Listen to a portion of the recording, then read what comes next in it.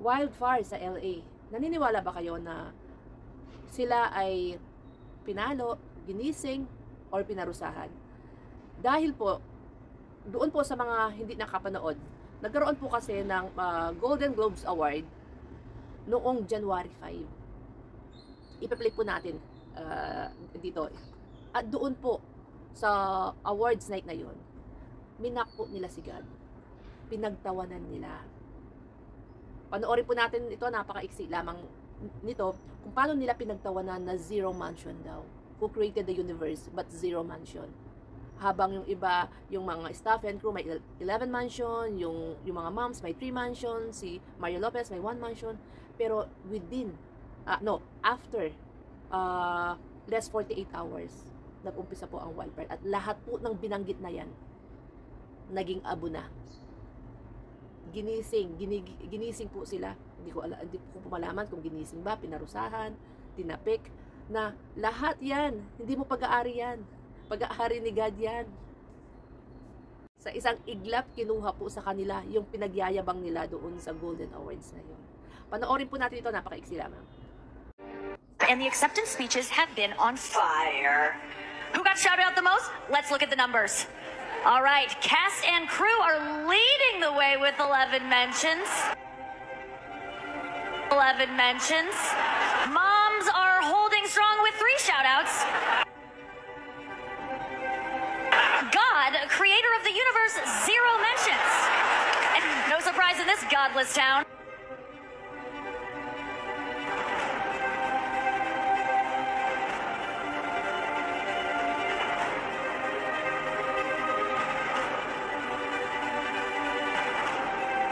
And the acceptance speeches have been on fire.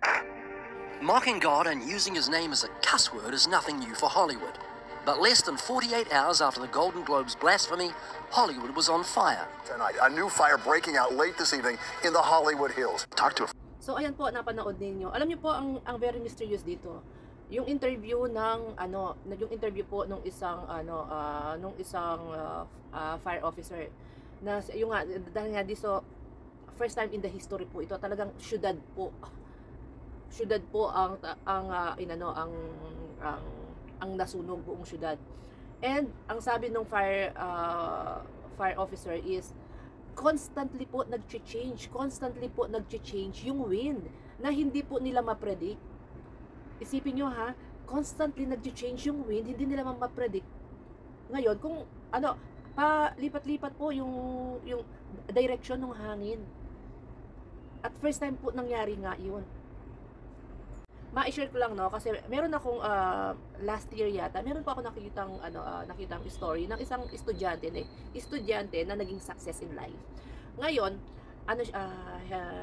po siya, hindi ko lang kung anti-Christ. Sa sinasabi niya, bakit daw siya magpapasalamat sa kay God, yung kay Jesus, kay God, yung lumikha sa atin. Po ito nag-ano to sa social media. And after that, sabi niya, ba't ako magpapasalamat? Ay, ako yung naghirap. Ba't daw siya magpapasalamat kay God? Siya daw yung naghirap, nagsunog ng kilay nung nag-aaral siya para makamit niya yung success in life. Nag-viral po ito sa social media, nakalimutan ko na lang yung pangalan and yung story. Pero natatandaan ko, merong ganong story. And then, after that, may nangyari yata sa kanya. Parang ganon. So, alam niyo po, lahat po, yung pong katalinuhan natin, galing kay God yan.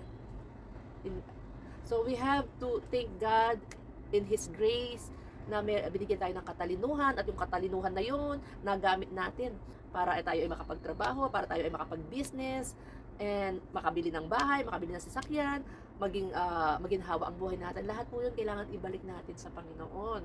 How God is great. Diba? Yung nga lang pagising mo sa umaga, may araw. Diba, may araw, may hangin, nalalangkap mo. Ito lang nga, yung aking small TikTok area. Diba, binigyan ako ng